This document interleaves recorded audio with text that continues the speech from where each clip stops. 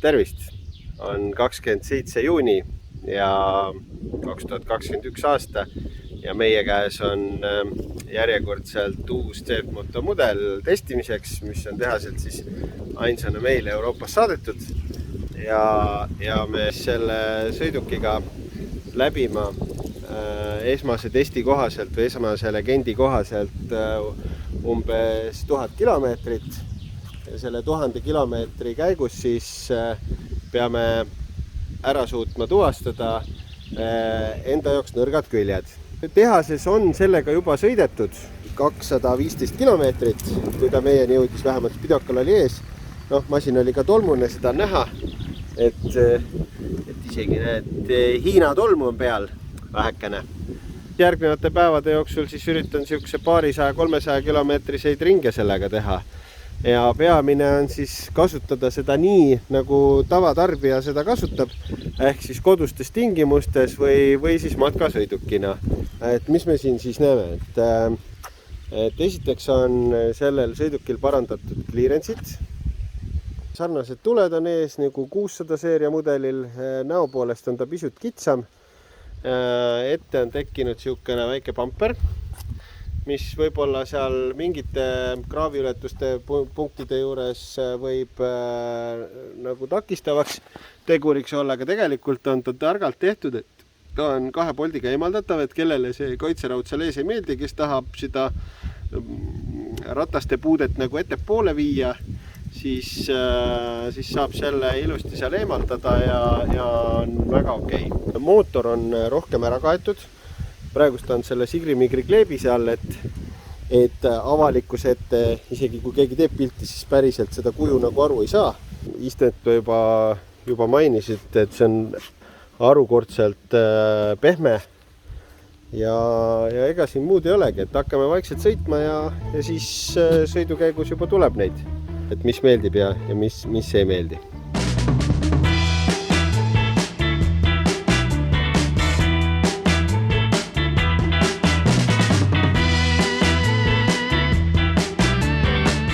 Tervitus! Käimas on siis teine testimise päev. Olen jõudnud kuskile siia Otepää metsade vahele ja muudkui aga sõidan ja tiirutan siin mööda kruusateid ja mööda asfaltteid ja ootan, kuni tagumik kangeks jääb või ära tüdinen, aga senimaani on päris üllatav, et see 500 kuubikuline aparaat on ennast väga hästi õigustanud. Väga mugav on istuda, tagumik ja kangeks. Sadul on nii pehme, et kannatab täitsa siukest pikka maad ja reisimist sõita ja mis seal salata, kiirused siin sellel versioonil kuni 91 kilomeetrit tunnis siin, 80-85 on päris okei sõita, 91, ma ei tea, läheb peits jaburaks siukse väikse villiga. Siiamaani ma ei saa mitte midagi pahasti öelda. Äärmiselt üllatav on see vedrustus, et kuna siin on nüüd õõtsad võrreldes vana 500-sega on pikemaks venitatud, amordikäik on suuremaks venitatud, siis see annab ennast ikka väga uhkelt tunda tee peal ja väga mugav on sõita. Muidugi kindlasti see sadul. Et sadul on pehme ja see teeb siukse pikema sõidu ka mugavaks. Et ma olen praegust, näitab 488, et ma olen siis mingi 87 kilomeetrit praegust sõitnud. Enamasti mööda kruusateid, masin tahab ka ikka sõna sekka öelda, et pane seisupidur peale. Paneme siis seisupiduri peale.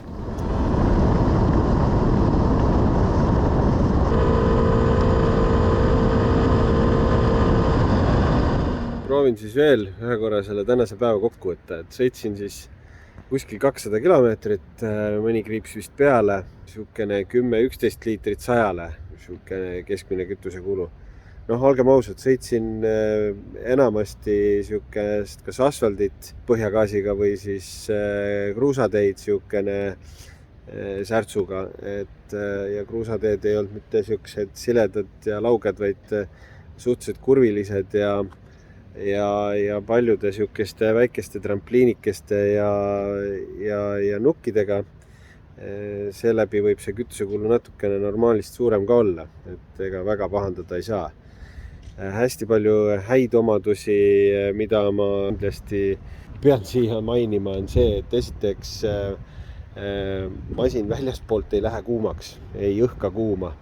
Et sõitsin päev läbi lühikeste pükstega, mis ei ole väga hea eeskuju küll turvalisuse koha pealt, aga annab väga hästi edasi seda, et kas masin nagu väljaspoolt kuumaks läheb, siis arvestades täna kuskil 23-24 kraadi sooja väljas ja need küljed, mis tavaliselt mingi ülikuumaks lähevad ja jalad ära põletavad, siis täiesti null, sisuliselt päikesesoojus ja kõik.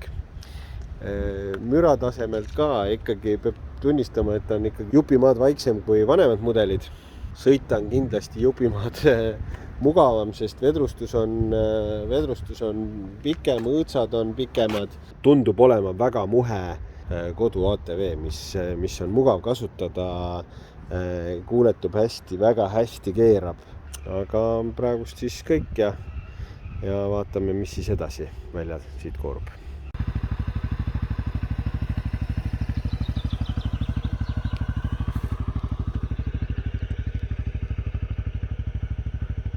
Ahoi, minu jaoks 3. testipäev, õigemini 3. päev, kus mul on aega natukene sellega sõita ja selle masinaga tutvust teha. Ja olen siis täna sõitnud juba circa 85 kilomeetrit idarindel muutusteta, et asi toimib. Täiesti uskumatult on mugav sõita siukse 500 kuubikulise aparaadiga ja ega midagi nagu paha nagu öelda ei saagi. Eks ta ju mootorratas ei ole. Tegelikult oma siukse matkafunktsiooni veab ta väga kenasti välja, et väga mugav on sõita niimoodi mööda selliseid Lõuna-Eesti kruusateid. Ega siin rohkem nagu kogemusi nagu või siukest sõiduelamust enam nagu juurde tekkimas ei ole, et kõik on väga käepärane. Nupud ilusad, töötavad, toimivad, kõik on nagu käepärast, päriselt ka, ei oska midagi nagu viriseda siin.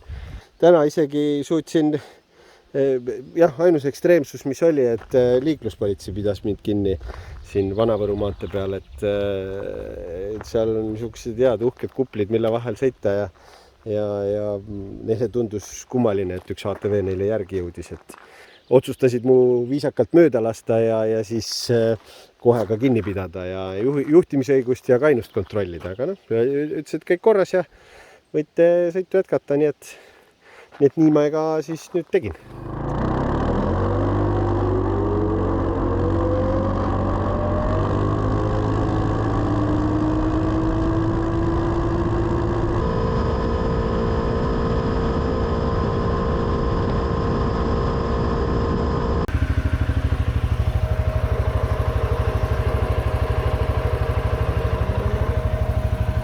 No nii nagu lubatud, siis sai ka täna sõidetud 200 kilomeetrit, täpsemalt siis 201 kilomeetrit. Ja ega mul ausalt öeldes midagi siia lisada ei ole, et sõita kannatab, sadul on pehme, vedrustus toimib, väga raske on midagi juurde lisada. Midagi küljest ära tulnud ei ole. Ütleme tänavasõitu jällegi 11 liitrit 100-le. Küllaltki siukest agressiivset sõidustiili, mina ei tea, jumala äge pill on. Kui see päriselt tootmisse sellisena läheb, siis on küll siin raske midagi nagu öelda, et muidugi me ei ole jõudnud veel siukese maastiku peale või ütleme maastiku hakata kontrollima, aga mis sealgi siis väga teistmoodi saab olla, et nii kaua kui kõhu peal kinni ei ole, küll ta jõuab ja jõudu tal on. Et ma arvan, et see ei ole halb masin.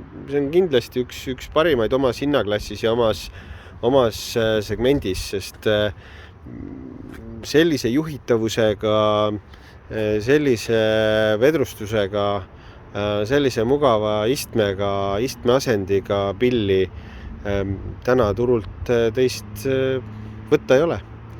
Et siin on kõik asjad on omal kohal, selle nimel on tegelikult ka aega või vaeva nähtud, et siin on võib-olla 14-15 aastat inseneritööd ja katsetatud ja proovitud ja feilitud ja kindlasti on mingid asjad ka õnnestunud. sest ka eelmise põlvkonna 400-500 oli oma töökindluse puhul või poolest küllaltki hästi näitasid ennast välja, siis siia on lisandunud hulganisti sõidumugavust veel, et midagi raske rohkem lisada. Aga tänaseks kõik ja eks homme vaatame edasi.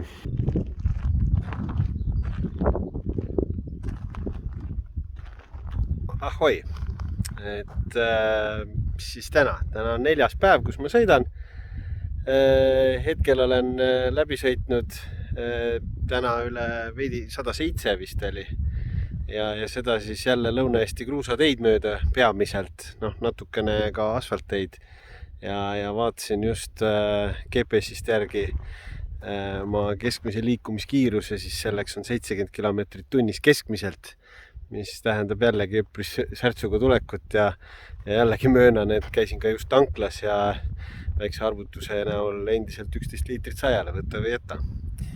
Sellise kiiruse juures ta ilmselgelt umbes selline see kütusekulu ongi, mis võib olla natukene suurendab seda, et ma sõidan 4 veoga. Ehk siis kruusateede peal pidamine oleks parem ja ta seisaks natukene veel paremini tee peal, siis 4 vedu selle jaoks on väga mugav kasutada. Endiselt on üpriski mugav sõita, arvestades, et ma teen seda juba 4. päeva ja mu tagumik polegi nii väga valus, siis see on küll äge tulemus. Endiselt see vedrustus, see on uskumatu, kuidas see töötab siin kruusateede peal, midagi ette heita ei ole, tee või tinane. Avastasin veel sellise asja, et Spidokas valetab tagurpidi, et vanasti ikka näitas Spidokas seda, et kiirust nagu näidati rohkem, et just kui sõidaks aparaat kiiremini, siis nüüd näitab ta millegi pärast vähem hoopis, et Spidokas näitas 97, siis näitas mulle 104, 105 juba, et eks ta siis kiiruse suurenedes see valetamine natukene ka suureneb. Ei ole küll nurinaks põhjust, et ma arvan, et oma ajastu kohta nagu ikka, et CF on maailma parim Hiina ATV-ne.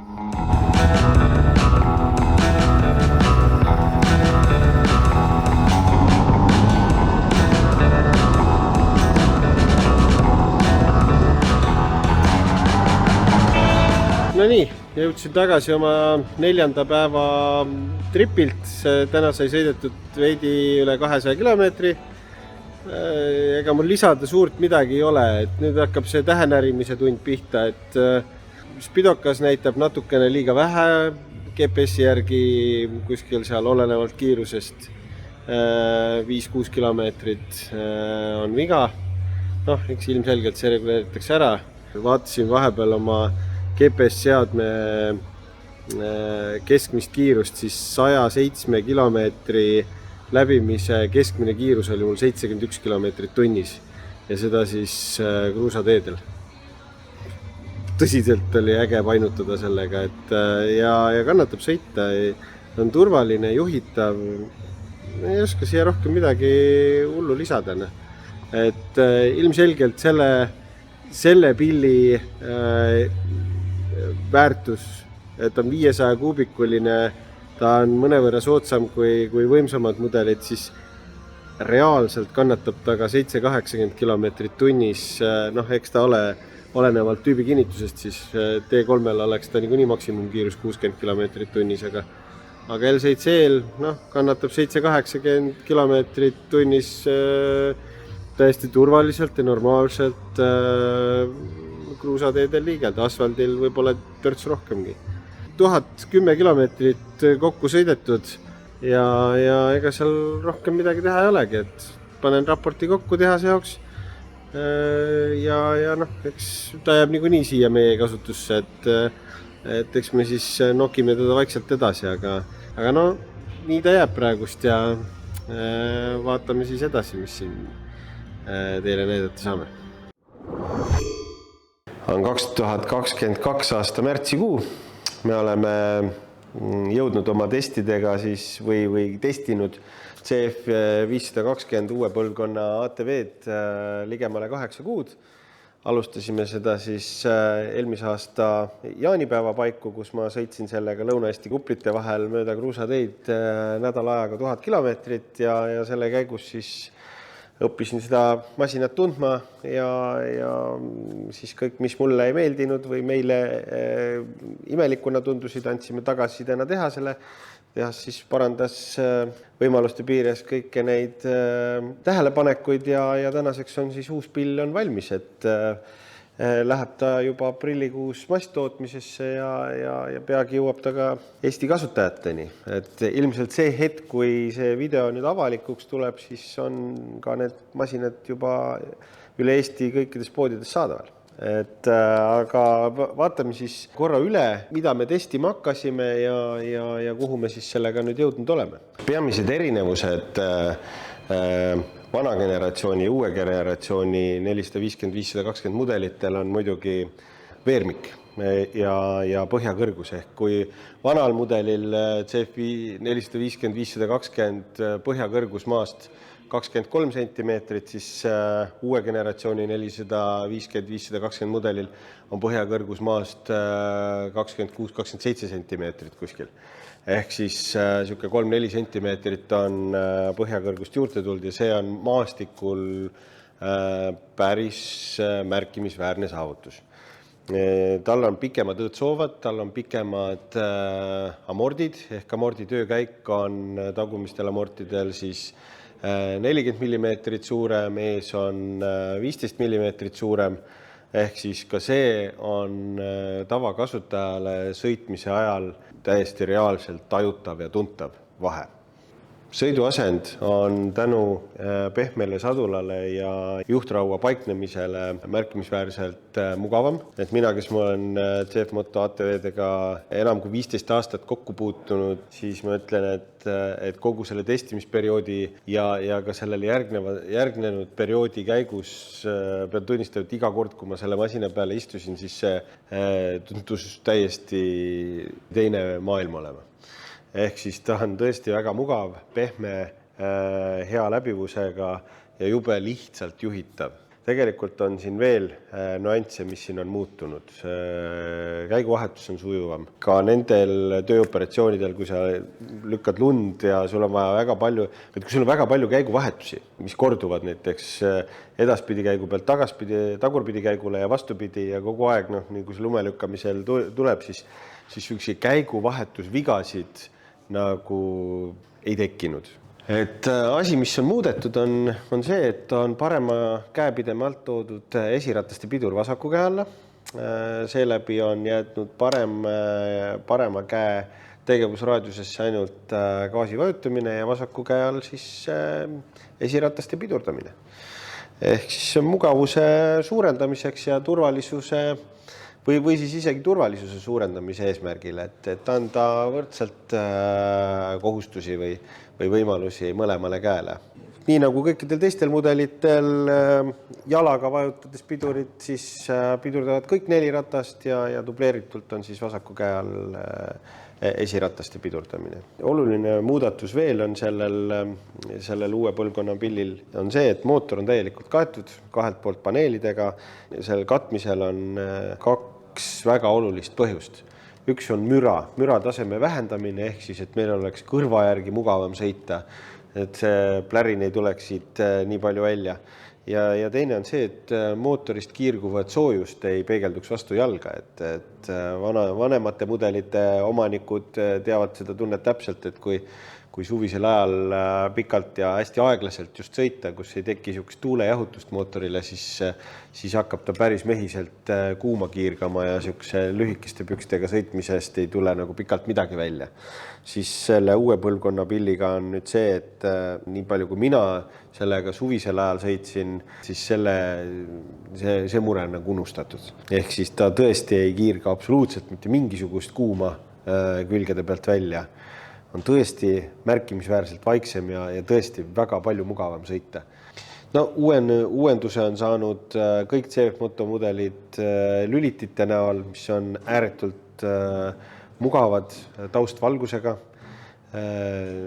näevad head välja, need on mugavad lülitada ja need on leitavad, lülitifunktsioonid on leitavad ka pimedal ajal, sest taustvalgustus aitab selles osas palju kaasa.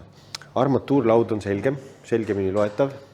Saadaval on 2 värvitoonis seda või õigemini 2 mudelis.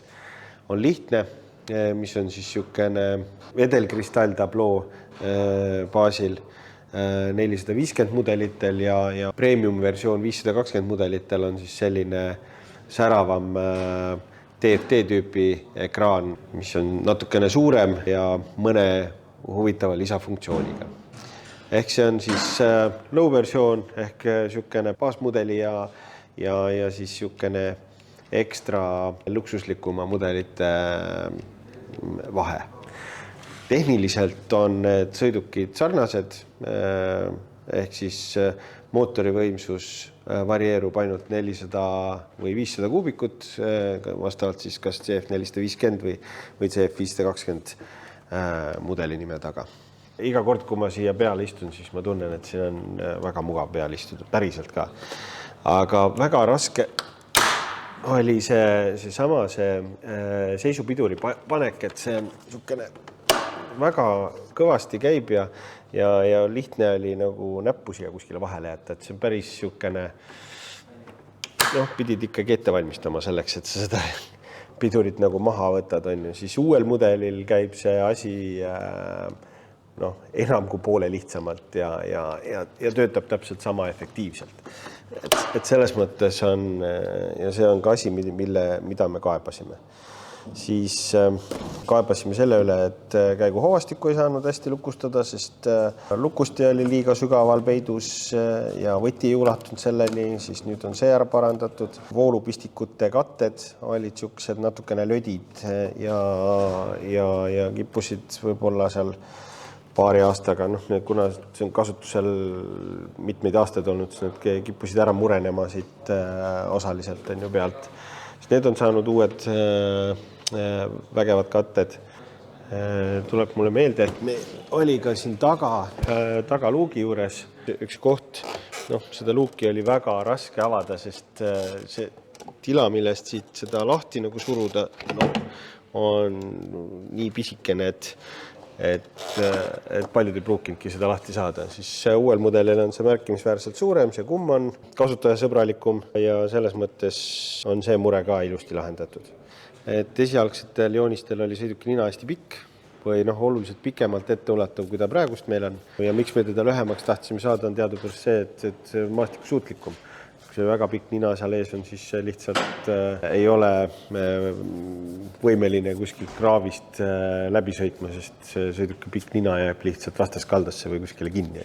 Aga veermiku osas oli meil ettepanekud, et ta saaks kõrgemad õõtsad, et clearance saaks kõrgem ja et masin saaks pehmem ja seda ta tõesti ka on. Tuleme tagasi selle varustuse juurde, et varustuse juures on siis elu väga lihtne.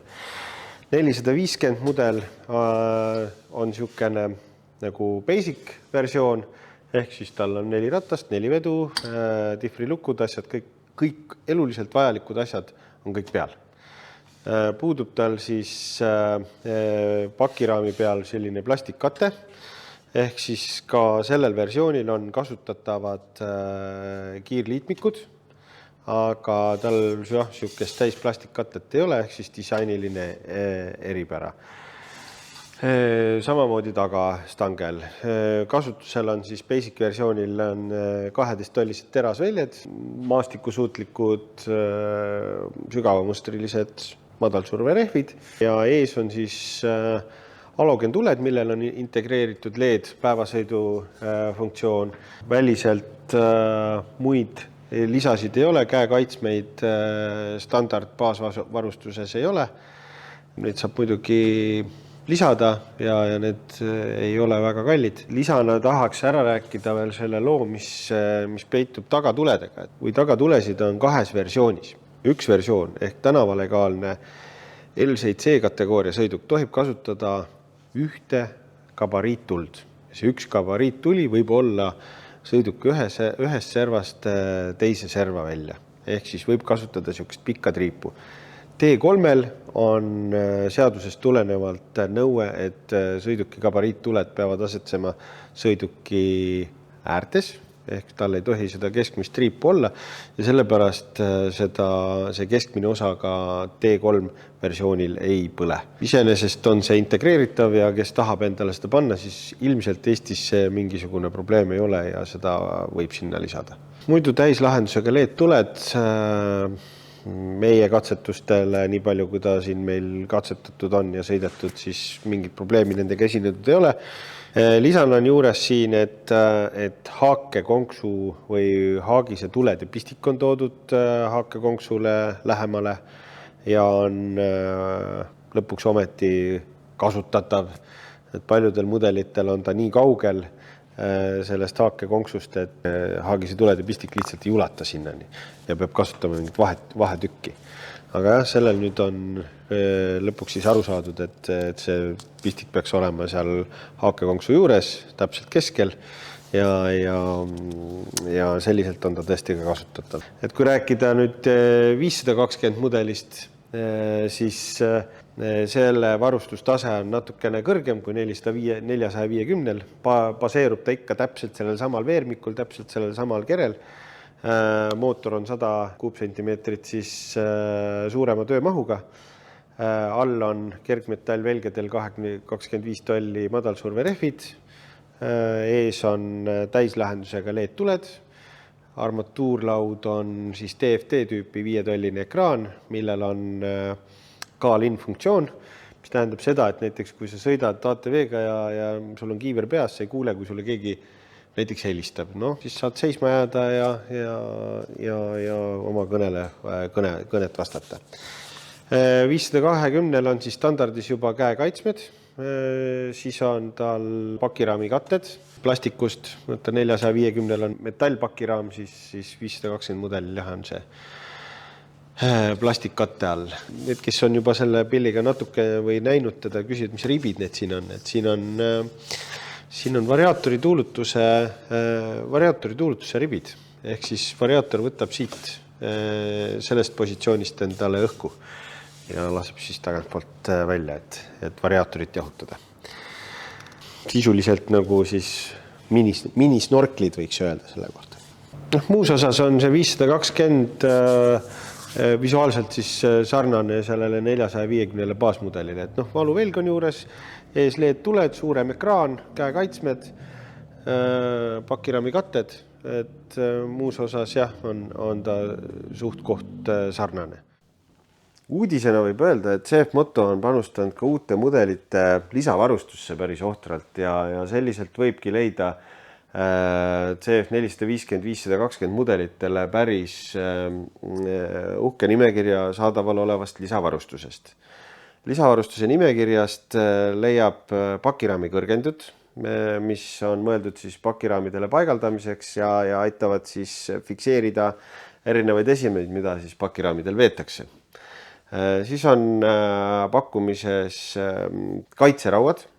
Kaitserauad siis sõiduki ette ja taha paigaldamiseks. Nii on nimekirjas originaal põhjakaitse, mis on siis 8 mm plastist, kätesoojendused ja saadaval on ka poritiiva laiendid, mis on siis porikaitsmed, et juhti säästa pritsivast porist.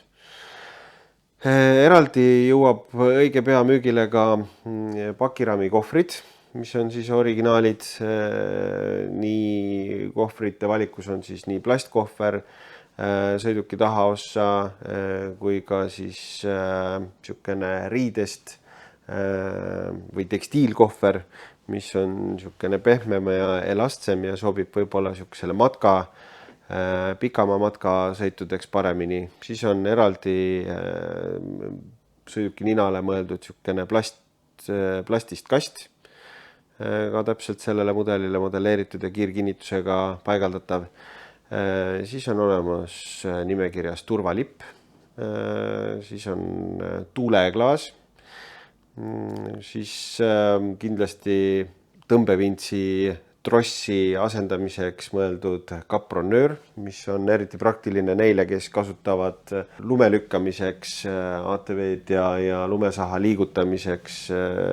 On kapronöör väga vastupidav ja mõistlik lahendus. Siis on üllatusena saadaval ka mitmes pikkuses haakekonksu raudasid, ehk siis vajaduspõhine, et kui see haakekonksu raud originaal on kas liiga lühikene või liiga pikk, siis saab enda vajadustele vastavalt erineva pikkusega raudasid juurde osta. Miks see vajalik on? Lühike raud on selline, et ta on hästi kompaktne ja hästi sõiduki ligi, saab sellest ATV-d sikutada või siis vastupidi ATV-ga midagi sikutada, aga ta ei jää manööverdamisel siukeses raskemal maastikul kuskil jalgu. Samas pikendatud haakekonksu rauaga on jällegi oluliselt mugav sõidukiga manööverdada. Õigemini haagist manööverdada on mugavam. Siis nimekirjast leiab veel sõiduki pakiraamile kiirkinnitusega paigaldatavad tööriistahoidikud. Vanasti nimetati neid relvahoidikuteks, aga tegelikult on ta siis ükskõik mis sihukese varre või torulaadse eseme kinnitamiseks pakiraamile. Siis on uudistootena ja väga praktiline uus lumesahk, mis on kiirkinnitusega sõidukile kinnitatav ja eemaldatav. Ja see on tõesti hästi lihtsalt, mugavalt saad sa lumesahka eest ära võtta ja sama kiirelt siis sekunditega ta tagasi paigaldada, et kui see peaks vajalik olema. Lisavarustusena on lumesahale veel küljepaneelid ja ka nähtavust parandavad tundlad, ehk siis sa saad normaalselt istuda sõiduasendis ja kui sa isegi seda lumesahka ei näe sõiduki nina ette, siis nende tunnalde abil sa näed, kus kohas sul saha gabariidid parasjagu on, kuidas ta sul ette keeratud on. Et kui nüüd lisavarustusest rääkida, siis see on tõesti modelleeritud täpselt tootja poolt ja sõiduki disainile vastavalt, ehk siis näiteks ettepaigaldatavad kaitserauad on väga lihtsasti paigaldatavad ja suurendavad siis sõiduki turvalisust, ehk siis mingi suvalise oksaga või mis seal metsas või kuskil võib ette tulla, ei kahjustada sõiduki keredetaile. Aga jah, et kuna ma seda juttu räägin, siis ilmselt või õigemini juttu räägin ma siin märtsikuus, aga kuna see eetrist loetav on, siis on ta juba meil saadaval. Hea küll, mul on klient tuli siia.